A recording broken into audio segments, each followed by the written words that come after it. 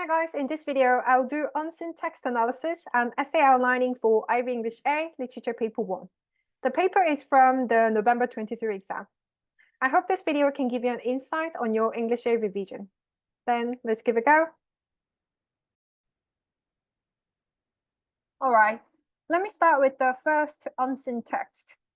The following text is an extract from the play Anna in the Tropics by Nilo Cruz and is set in a cigar factory. Additional information is given, and I am moving on to check the guiding question. As you can expect, the guiding question is letting us to know what to focus whilst reading this extract. So, in this question, we need to focus on the ways that tension is created and their effects. So I already read the extract quite thoroughly, so let me just introduce the way that I can compose my essay. In the introduction, I need to first introduce the source of the extract, and then next I can simply summarize the main content of the extract, such as what's happening in the scene. And lastly, I can present my thesis by answering the guiding question with 3 main points that I'm going to analyze from the following body paragraphs. In body 1, I have to focus on first way tension is created. I'm going to go for the frequently interrupted dialogues between characters, such as whenever Cheche is saying something, it is continuously interrupted, as you can see. I believe this type of conversation reveals quite disrespectful attitude of the female character towards the male character, which can work to build up tension between them.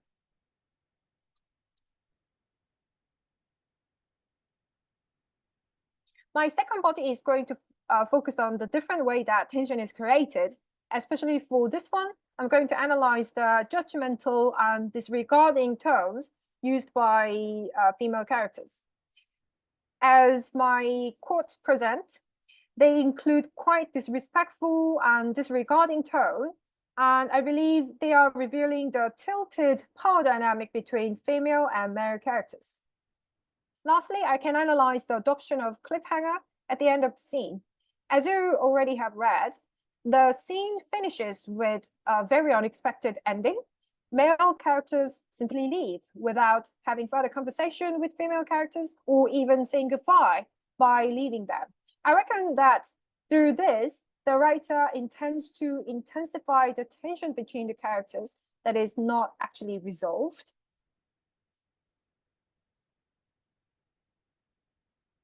In conclusion, I have to repraise my thesis, and one more time, I can summarize the main content of the extract, probably connecting that with the reader effect related to tension.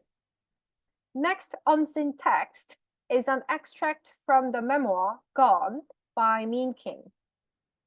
And the guiding question asks me to consider how the narrative voice is used to show the relationship between the writer and the instrument. Again, I already read the text, so let me introduce the simple essay outlining. Intro contents are the same, so I just copied from the above.